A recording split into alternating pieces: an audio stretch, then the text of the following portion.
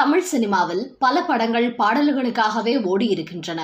குறிப்பாக புரட்சித் தலைவர் எம்ஜிஆரின் படங்களில் அவரது பாடல்களுக்கு மிகுந்த முக்கியத்துவம் கொடுக்கப்பட்டிருக்கும். சினிமாவை பொறுத்தவரை சில நேரங்களில் ஒரு படத்திற்காக அதன் காட்சி அமைப்புக்காக பல பாடல்களை எழுதி இசையமைத்து உருவாக்கி விடுவார்கள். ஆனால் சில நேரங்களில் படத்தின் நீளம் கருதியோ அல்லது படத்திற்கு தேவையில்லை என்று நினைத்தோ அந்த பாடல் காட்சிகளை படத்திலிருந்து தூக்கி விடுவார்கள். நல்ல பாடலாக கூட அது இருக்கும். இப்போதைய ரசிகர்களுக்கு கூட ஒரு விஷயம் தெரிந்திருக்கும். பல படங்களின் பாடல் கேசட்டுகளில் இடம்பெற்ற பாடல்களில் ஒரு சில நேரம் படத்தில் இடம்பெறாததை கவனித்திருப்பீர்கள். அப்படி புரட்சி தலைவர் எம்ஜிஆரின் ஒரு படத்திற்காக எழுதப்பட்ட சாகாவரம் பெற்ற ஒரு சூப்பர் ஹிட் பாடல் அந்த படத்தில் பயன்படுத்த முடியாமல் போனது. அதே சமயம் அந்த பாடல் எம்ஜிஆர் நடித்த வேறு ஒரு படத்தில் அவருக்காகவே பயன்படுத்தப்பட்டு சூப்பர் ஹிட்டும் ஆனது. ஆனால் இதில் என்ன கொடுமை என்றால், அந்த பாடலை எழுதியவர் ஒருவர், இசையமைத்தவர் ஒருவர். ஆனால் அந்த பாடல் வேறு ஒரு படத்தில் இடம்பெற்ற காரணத்தால் இப்போது வரை அந்த பாடலாசிரியர் என்று வேறு ஒருவரின் பெயரையும் இசையமைப்பாளர் என்று வேறு ஒருவரின் பெயரையும் தான் எல்லோருமே குறிப்பிட்டு வருகிறார்கள். அது என்ன பாடல், இந்த விஷயத்தில் நடந்தது என்ன, யார் உண்மையிலேயே அந்த பாடலுக்கு சொந்தக்காரர்கள் என்பதை பற்றியெல்லாம் இந்த வீடியோவில் பார்க்கலாம்.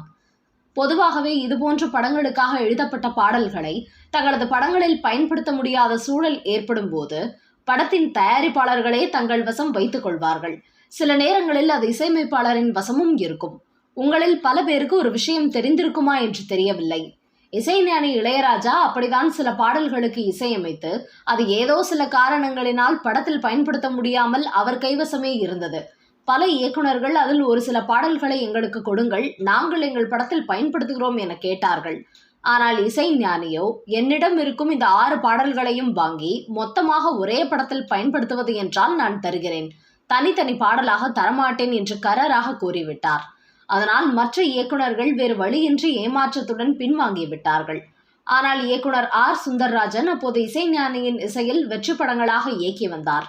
இந்த 6 பாடல்களையும் கேட்ட அவர், இதை கொடுங்கள், என்னுடைய ஒரே படத்தில் இவற்றை நான் பயன்படுத்துகிறேன் என்று சொன்னதோடு மட்டுமல்லாமல் இந்த 6 பாடல்களுக்கு ஏற்ற மாதிரி ஒரு புதிய கதையையே உருவாக்கி அவற்றை சரியான இடத்தில் இடம்பெற செய்து படத்தையும் பாடல்களையும் மக்கள் மத்தியில் சூப்பர் ஹிட்டாக கொடுத்தார். அந்த படம்தான் வைதேகி காத்திருந்தாள்.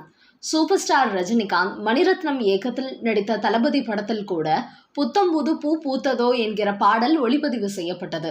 ரஜினிக்கும் பானுப்பிரியாவுக்கும் திருமணம் நடந்த பிறகு ஏற்படும் புரிதல் காரணமாக இந்த பாடல் உருவாக்கப்பட்டது. கேசட்டிலும் இடம்பெற்றது. ஆனால் படத்தின் நீளம் கருதியோ அல்லது விறுவிறுப்பு குறைந்துவிடும் என நினைத்தோ இந்த பாடல் படத்தில் இடம்பெறாமலேயே போனது. இப்படி நிறைய பாடல்கள் உண்டு. அப்படித்தான் புரட்சி தலைவர் எம்ஜிஆரும் நடிகர் திலகம் சிவாஜி கணேசனும் இணைந்து நடித்த ஒரே படமான கூண்டுக்கிளி படத்திற்காக கிட்டத்தட்ட 10 பாடல்கள் எழுதப்பட்டன. இந்த படத்தை பிரபல இயக்குனர் TR ராமண்ணா இயக்கினார். அவரும் அவரது சகோதரி TR ராஜகுமாரியும் இணைந்துதான் இந்த படத்தை தயாரித்தார்கள். இந்த படத்திற்கு KV மகாதேவன் இசையமைத்தார். இந்த படத்தில் மருதகாசி, தஞ்சை S ராமையாதாஸ், விந்தன், KM செரிப் ஆகியோர் எழுதிய பாடல்களுடன் புரட்சிகவி பாரதியார் எழுதிய சொல்ல வல்லாயோ கிளியே என்கிற பாடலும் கூட பயன்படுத்தப்பட்டது.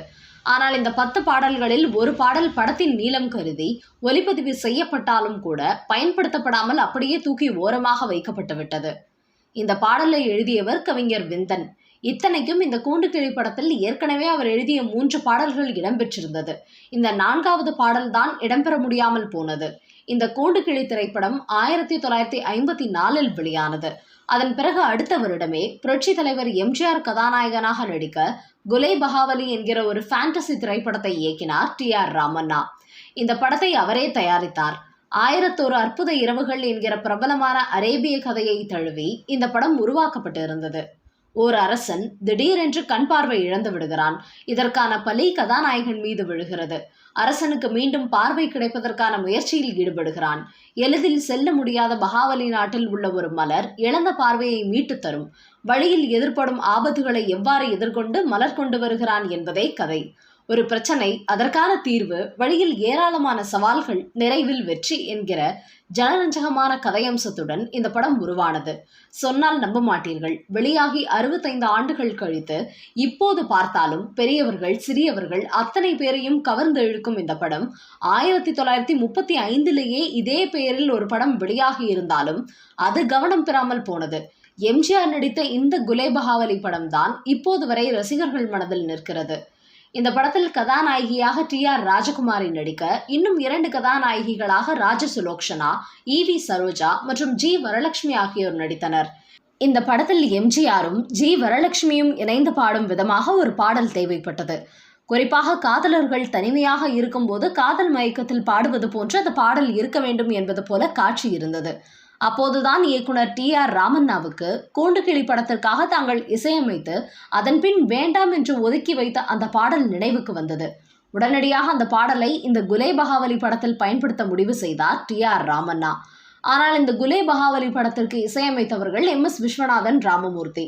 படத்தின் அனைத்து பாடல்களையும் எழுதியவர் தஞ்சை ராமையாதாஸ் என்றாலும் கூட கூண்டுக்கிளி படத்திற்காக எழுதப்பட்ட இந்த பாடலை இதில் பயன்படுத்திக் கொள்ள விஸ்வநாதன் ராமமூர்த்தி முழு மனதுடன் ஒப்புக்கொண்டார்கள். வேறு வழி, தயாரிப்பாளர் சொல்லும்போது மறு பேச்சு பேச முடியுமா என்ன? அப்படி எம்ஜிஆரும் ஜி. வரலட்சுமியும் இணைந்து பாடும் அந்த பாடல்தான் மயக்கும் மாலை பொழுதே நீ போ போ, இனிக்கும் இன்ப இரவே நீ வா வா என்கிற சூப்பர் ஹிட் பாடல். ஏ.எம். ராஜா ஜிக்கியின் மயக்கும் குரலில் இப்போது கேட்டாலும் தேவகானமாக ஒலிக்கும் பாடல் இது. ஆனால் குலே பகாவலி படத்தில் இடம்பெற்றதாலோ என்னவோ இப்போது வரை தொலைக்காட்சியிலும் வானொலிகளிலும் பத்திரிகைகளிலும் கூட இந்த பாடல் விஸ்வநாதன் ராமமூர்த்தி இசையமைத்த பாடலாகவும் தஞ்சை ராமையாதாஸ் எழுதிய பாடலாகவும் தான் தவறாக அறியப்பட்டு வருகிறது. வெகு சிலருக்கு மட்டுமே இந்த பாடல் கூண்டுக்கிளிக்காக எழுதப்பட்டது என்றும் கே.வி. மகாதேவன் இசையில் விந்தன் எழுதிய பாடல் என்றும் தெரிந்திருக்க வாய்ப்பு இருக்கிறது.